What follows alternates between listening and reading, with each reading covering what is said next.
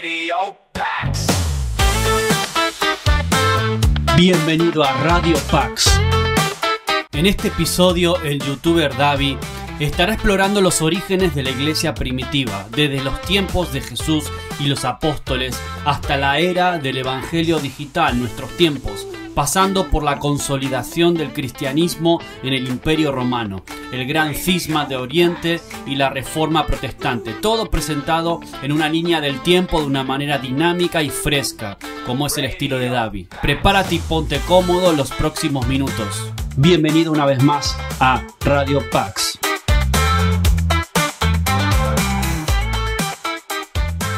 La iglesia en una línea de tiempo, y después de verla vas a entender por qué su historia afecta a tu fe, tu cultura y tu forma de ver a Dios hoy. Pero empecemos por el principio. En el año 30 o 33, más o menos por ahí, Jesús acaba de resucitar de entre los muertos y justo antes de ascender al cielo les promete a sus seguidores: ahora enviaré al Espíritu Santo, tal como prometió mi Padre, pero quédense aquí en la ciudad hasta que Él venga y los llene con poder del cielo. Y fue entonces ¿qué sucedió? El Espíritu Santo descendió y en un instante la iglesia nació. Ese día, el día de Pentecostés, no hubo marketing, no hubo estrategia, no hubo poder humano, solo fuego. Y con ese fuego miles se convirtieron. El mensaje del evangelio, hasta entonces contenido en una esquina del Imperio Romano que dominaba esa zona, empezó a extenderse como un incendio imposible de apagar. Los apóstoles comenzaron a predicar en Jerusalén, Judea, Samaria y hasta lo último de la tierra. Pedro en Roma,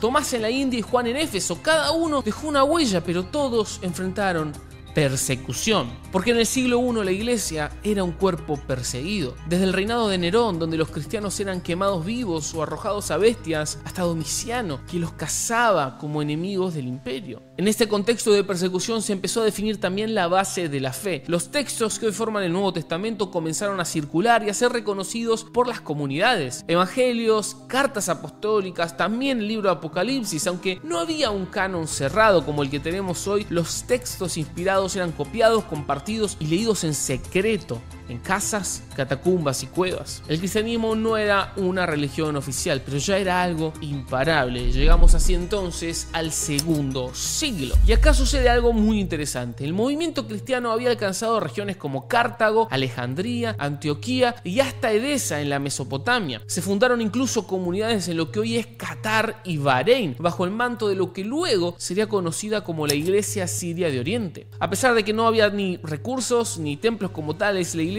continuaba siendo expandida, pero al mismo tiempo en que esto sucedía comenzaron a surgir desafíos, porque había corrientes que predicaban cosas que desafiaban la enseñanza de los apóstoles. En el año 156 en Frigia se predicó una forma de espiritualidad extrema conocida como el montanismo, que promovía visiones y profecías nuevas que sin lugar a duda dividían a los creyentes. Este fue uno de los primeros movimientos que obligó a los líderes cristianos a empezar a distinguir entre lo que Dios había revelado a lo que era falso, y la necesidad por una claridad doctrinal empezaba a ser urgente. El emperador Septimio Severo prohíbe toda conversión al cristianismo en el año 202, y a pesar de eso el evangelio continúa avanzando. Tenemos a Tertuliano en África, quien comenzó a escribir defendiendo la fe, acuñando la famosa frase: la sangre de los mártires es la semilla de los cristianos. A su vez, Cartago se convirtió en un centro de formación teológica. Cipriano, obispo de esta ciudad, defendía a la iglesia en medio de las divisiones internas que iban causando las persecuciones, ya que muchos creyentes,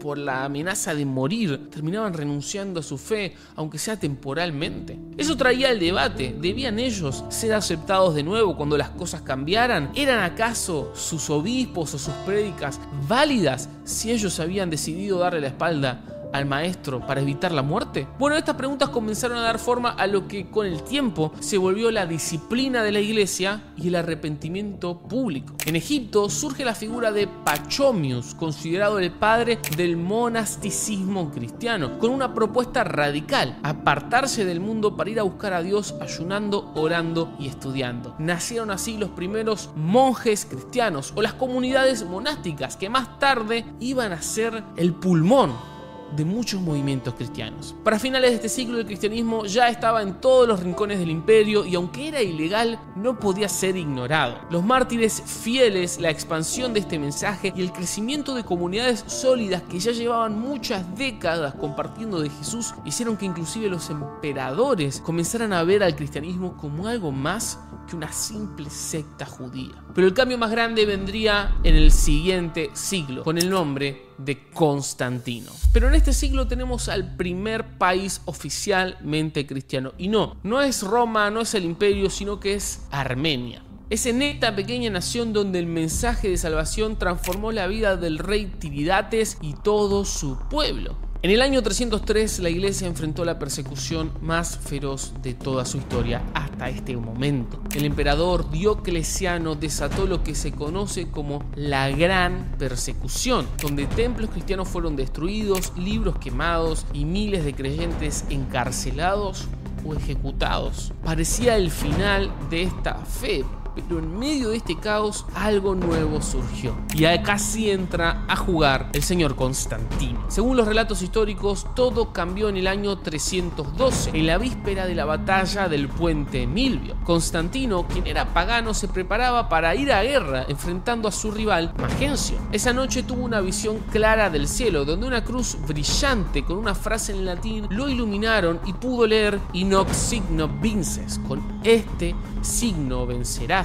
Al día siguiente mandó pintar este símbolo cristiano en todos los escudos de su ejército y venció. Apenas un año más tarde, en el 313, firmó el Edicto de Milán junto al emperador Licinio, y con este documento el cristianismo por primera vez dejó de ser ilegal. O sea, por primera vez en 300 años los cristianos podían reunirse sin miedo, podían construir templos y ser parte de la vida pública del imperio. Yo sé que ahora en la lejanía vemos esto como algo raro y hasta nos cuestionamos si fue bueno o no, pero pongámonos en los zapatos de nuestros hermanos del año 300. Para ellos esto fue un milagro. Habían resistido durante décadas, habían sido asesinados, matados y por fin podían salir a la luz sin temor. Pero con este nuevo favor imperial vinieron también muchos desafíos, porque Constantino empezó a favorecer mucho a los cristianos. Mandó a construir iglesias como la del Santo Sepulcro en Jerusalén y empezó a otorgarle al clero, o sea, a los obispos, a los sacerdotes, a los pastores cristianos, privilegios legales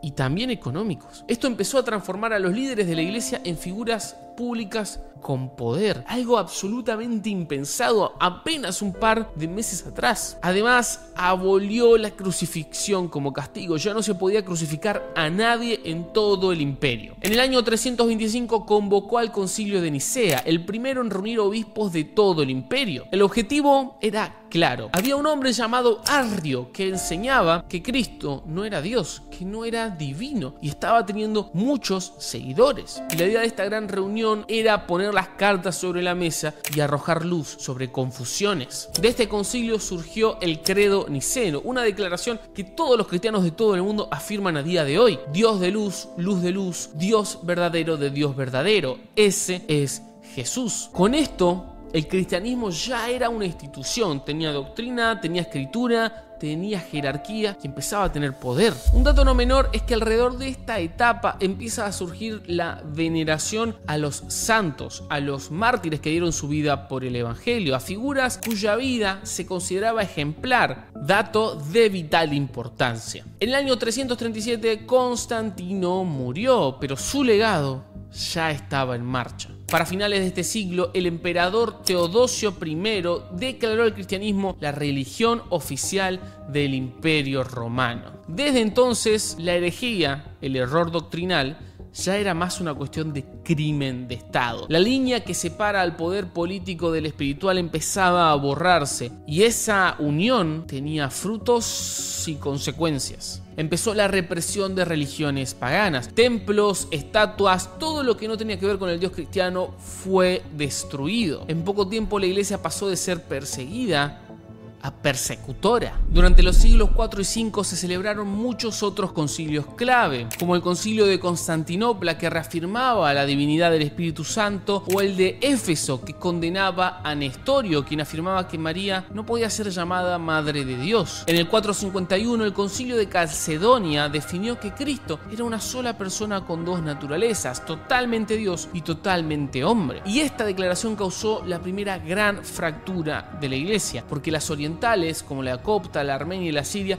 rechazaron esta afirmación y terminaron separándose. En paralelo, el Imperio Romano de Occidente cayó. La iglesia quedó como la única estructura estable que sostenía a la región, y los obispos empezaron a ejercer el rol de jueces, de gobernadores y de mediadores políticos. Fue así que la figura del obispo en Roma, luego conocido como papa, empezaría a ganar relevancia no solo espiritual, sino también diplomática. En el año 590 subió al papado Gregorio Magno, un líder que consolidó el poder del obispo de Roma. Reformó la liturgia, fortaleció la misión hacia pueblos bárbaros y reorganizó la administración de la iglesia. Su liderazgo marcaría el inicio del papado medieval tal como lo conocemos hoy. Estamos llegando al año 600. En tan solo 3 siglos, la iglesia pasó de ser perseguida a ser poderosa, de ser oculta a ser la voz oficial de fe, y de tener mártires a tener emperadores. A los ojos del mundo, la historia que se estaba escribiendo era gloriosa, pero ¿cómo vería Dios estas cosas? Bueno, vamos a ir descubriendo con el tiempo lo que sucede, porque a veces la caída no sucede inmediatamente, a veces viene después de victorias. Porque en el siglo VII arranca un nuevo poder emergiendo desde Arabia, el Islam. Y en apenas unas décadas esta nueva fe conquistó muchas regiones que eran bastiones del cristianismo: Jerusalén, Antioquía, Alejandría y otras más. La iglesia, que ya había enfrentado persecuciones romanas y divisiones internas, perdía ahora territorios enteros. En respuesta, muchos cristianos huían, otros en cambio se convertían al Islam. La fe seguía su rumbo, pero la geografía, el mapa, se empezaba a redibujar. En paralelo a esta situación, al Papa como último bastión del antiguo Imperio Romano y el Islam creciendo en Arabia, empiezan a florecer los monasterios. Monjes benedictinos, agustinos fundaban comunidades que eran mucho más que centros espirituales. Eran motores de educación, de agricultura y hospitalidad. Durante los siglos 8 y 9, estos monasterios preservaron textos antiguos, enseñaron a la gente a leer y ofrecían refugio a viajeros y peregrinos. En muchos casos eran la única luz encendida en un mundo sumergido en la oscuridad total, donde la ignorancia y la guerra eran la norma. Mientras tanto, una nueva crisis sacudió a la iglesia: la iconoclasia, porque los emperadores bizantinos en el oriente prohibieron el uso de imágenes sagradas, considerando la veneración a santos, apóstoles como idolatría. Fueron destruidos muchos íconos, monjes fueron perseguidos e iglesias saqueadas. En defensa del uso piadoso de estas imágenes se alzó la voz, por ejemplo, de Juan Damasceno, que argumentaba que Cristo ya había santificado la materia al hacerse carne. Su defensa logró preservar esta tradición que ya llevaba muchos siglos, pero profundizó también las divisiones entre la iglesia más oriental y la iglesia más occidental romana. En el año 800, un evento marcaría la relación definitiva entre la iglesia y el poder político. El Papa León III coronó a Carlomagno como emperador del Imperio Romano Germánico. Por primera vez en siglos, desde que Roma había caído, Europa tenía un emperador, y ese emperador había recibido su autoridad de manos del Papa. Esto fue una especie de símbolo de la unión entre iglesia y el Estado, creando una tensión peligrosa. ¿Quién manda a quién? ¿El Papa manda al emperador o el emperador manda al Papa? Durante los siglos que siguieron, el 9 y el 10, esta tensión se profundizó. La corrupción dentro del clero comenzó a crecer y los obispos empezaron a ser elegidos no por las comunidades de fe, sino por reyes y conveniencias políticas. Los cargos en la iglesia se compraban como si fuesen propiedades, y así muchos sacerdotes empezaban a vivir en lujo, ignorando los votos de pobreza y de castidad que tenían quienes los precedieron. Se decía que Roma estaba llena de oro pero vacía de espíritu, y en el siglo XI esa corrupción alcanzó un punto de quiebre, porque en 1054 ocurrió el gran cisma de Oriente y Occidente. La iglesia se dividió oficialmente en dos. Estaba por un lado la iglesia católica romana y por el otro la iglesia ortodoxa oriental. Las razones realmente eran muchas. Había diferencias teológicas, había disputas sobre la autoridad del Papa y muchas tensiones que tienen que ver con la cultura. Fue un quiebre realmente profundo.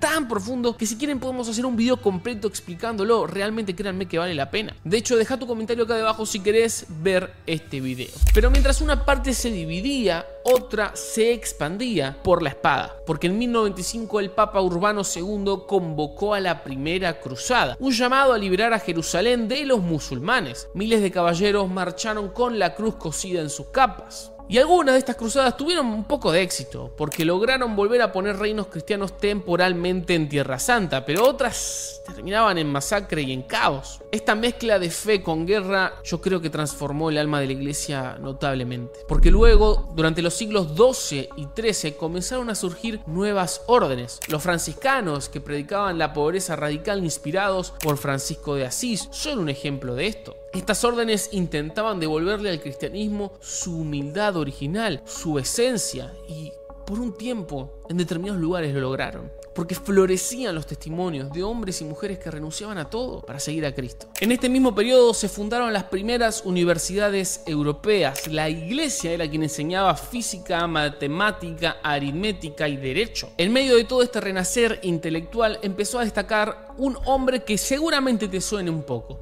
Tomás de Aquino. En su obra cumbre, la Suma Teológica, él buscaba reconciliar la fe cristiana con la razón filosófica. Para Tomás no había contradicción entre lo que Dios revelaba en la Biblia y lo que el hombre podía descubrir en el mundo usando la razón. Su pensamiento fue tan zarpado que moldeó la enseñanza de la iglesia durante siglos y todavía hoy es una de las voces más respetadas del pensamiento cristiano. Sin embargo, no todo era luz, porque en 1231 el Papa Gregorio IX estableció la Inquisición, un tribunal eclesiástico para perseguir herejes. Aunque en muchos casos buscaba frenar desviaciones doctrinales, en otros derivaba en abusos, torturas y condenas injustas. La verdad ya no se defendía solamente con la palabra, sino también con el miedo. Pero no todo era cruzadas y teología, porque a lo largo de este siglo la iglesia comenzó a desarrollar algo que tendría consecuencias explosivas más adelante: la venta de indulgencias. Originalmente estaban pensadas como formas espirituales de penitencias, pero se fueron transformando lentamente en una transacción económica, porque a cambio de un precio, el fiel, el creyente, podía reducir el castigo que tendría por sus pecados en el purgatorio. Lo que empezó como algo más devocional, como algo más espiritual, se convirtió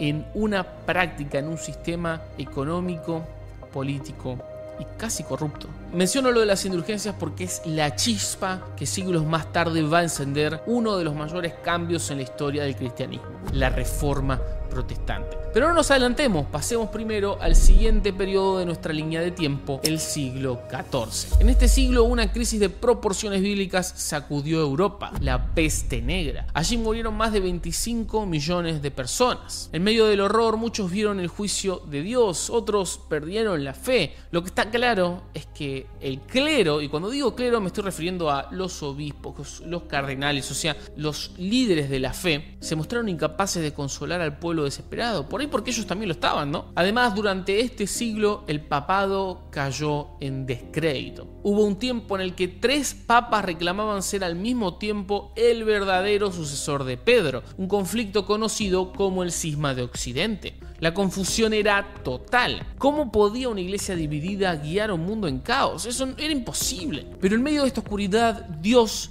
empezó a levantar voces, porque en Inglaterra John Wycliffe comenzó a traducir la Biblia al idioma del pueblo. En otra región llamada Bohemia, Jan Hus predicó contra los abusos de los obispos, y aunque ambos fueron perseguidos, sus ideas ya estaban en marcha y eran un anuncio de lo que vendría después. A finales del siglo XV, la imprenta fue inventada por Gutenberg y por primera vez en la historia la Biblia podía multiplicarse sin escribas. Esto cambiaría el curso de la iglesia para siempre, y ahora te vas a dar cuenta por qué. Para tener un panorama general, veamos lo siguiente: la iglesia era el centro absoluto de la fe, la política y la cultura en Europa desde ya hacía mucho tiempo, pero los abusos del clero, la venta de indulgencias, la corrupción moral y doctrinal también era muy conocida y empezaba a generar un clima de que algo tiene que cambiar. Pero claro, ¿cómo uno puede disputarle el poder a los todopoderosos? ¿Quién es capaz de enfrentarlos? Bueno, déjenme presentarles a un monje alemán decidido a desafiar el sistema: Martín Lutero. En 1517 colocó sus 95 tesis en la puerta de la iglesia del castillo de Wittenberg. Y lo cierto es que él en ese momento no buscaba formar una nueva religión, él quería una reforma, un retorno a la pureza primitiva del evangelio. Él cuestionaba que el perdón pudiera comprarse, denunciaba que el Papa no tenía autoridad para liberar almas del purgatorio y exigía que la salvación fuese, como dice la Biblia, solo por fe, no por obras. Lo que empezó como una discusión más académica se fue convirtiendo en una revolución espiritual, porque gracias a la imprenta que acababa de nacer, sus ideas se fueron difundiendo por toda Europa en cuestión de semanas. Así multitudes empezaron a cuestionar la autoridad del Papa. Lutero finalmente fue expulsado, excomulgado de la iglesia en 1521. Le exigieron retractarse, pero su respuesta fue: mi conciencia está cautiva de la palabra de Dios. No quiero y no puedo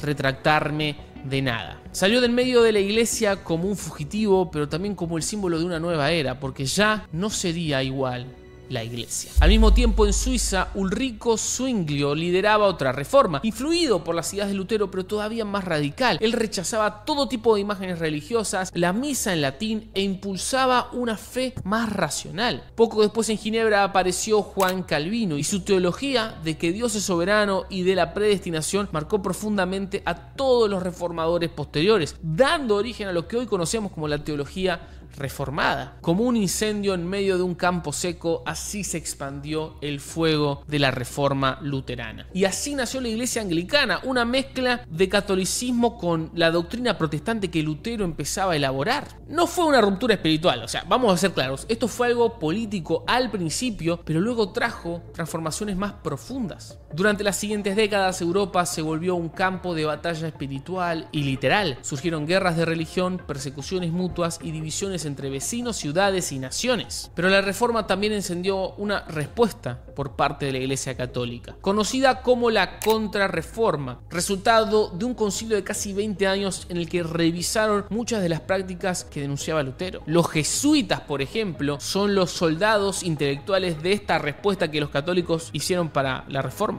La Iglesia se reorganizó, se fortaleció y se expandió después de esta reforma hacia América, África y Asia. En medio de este torbellino empezaron a nacer nuevas denominaciones constantemente. Había luteranos, había reformados, anabautistas, anglicanos, metodistas. Cada grupo interpretaba las escrituras desde su contexto. Algunos eran pacifistas radicales, otros estructuraban nuevas formas de culto, pero todos creían estar volviendo al cristianismo original. El acceso a la Biblia, a la imprenta y Lutero lo cambiaron todo. Pensemos que por más de 1000 años la Biblia solo estaba disponible en un idioma, el latín, y la podía leer nada más que el clero, nadie más. Pero ahora la podía leer el pueblo. Bueno, los poquitos que sabían leer, porque tampoco no eran todos estudiosos, digamos. Y acá quiero aclarar algo, no todo fue luminoso y hermoso en la Reforma. También había sombras, mucha confusión, mucha división surgió de este movimiento. Muchas veces los reformadores se enfrentaban entre ellos con la misma dureza con la que los perseguía la Iglesia Católica Romana. Aún así, el mensaje seguía vigente. La salvación es un regalo de Dios. Se da por gracia y fe. Y la última autoridad es su palabra. En el siglo XVII la Reforma ya empezó a estabilizarse. Las iglesias protestantes formaron sus estructuras, pero también empezaron a institucionalizarse y a repetir los errores que antes denunciaban. La fe empezó a volverse otra vez política, fría e intelectual, dependiendo la región. Sin embargo,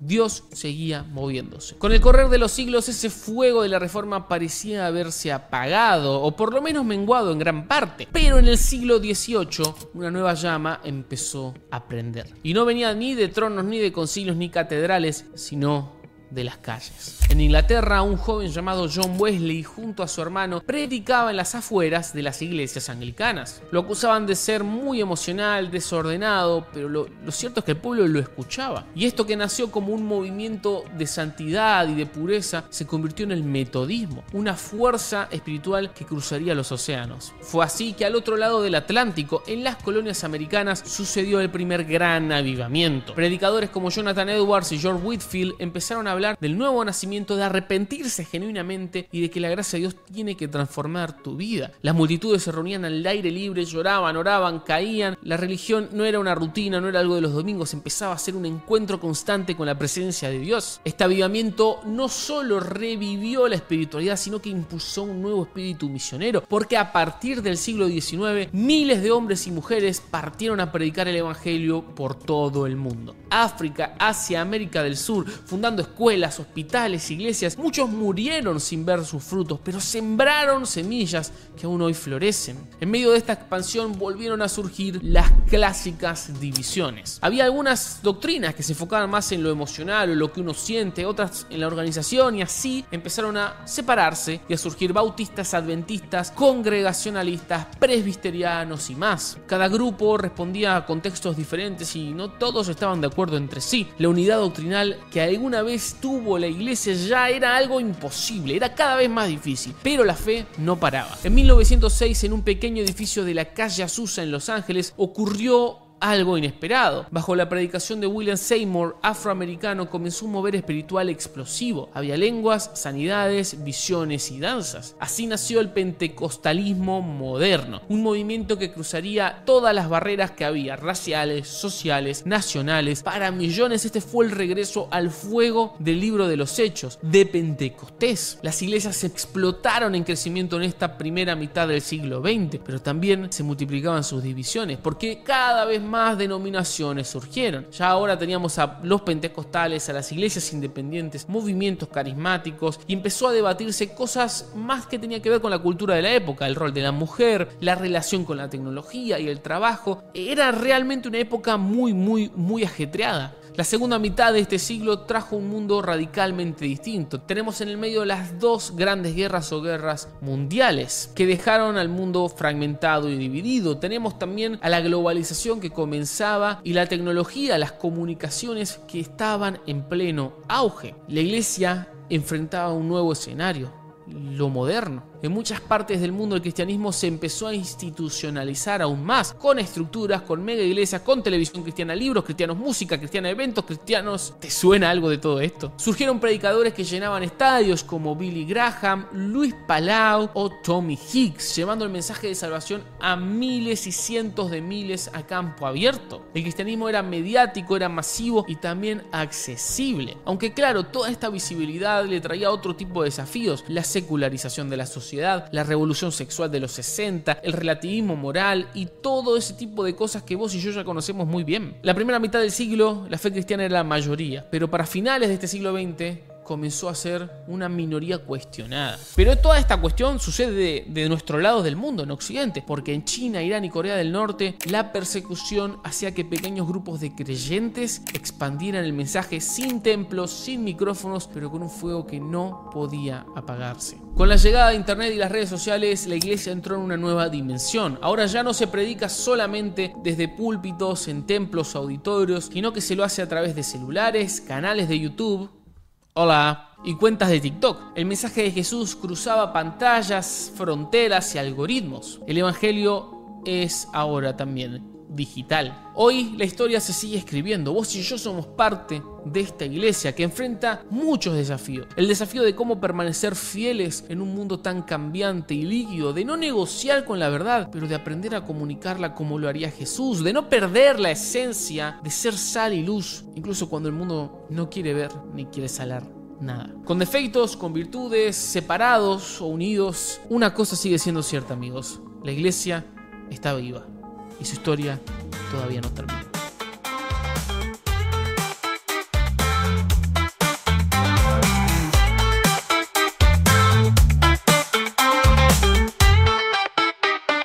Radio.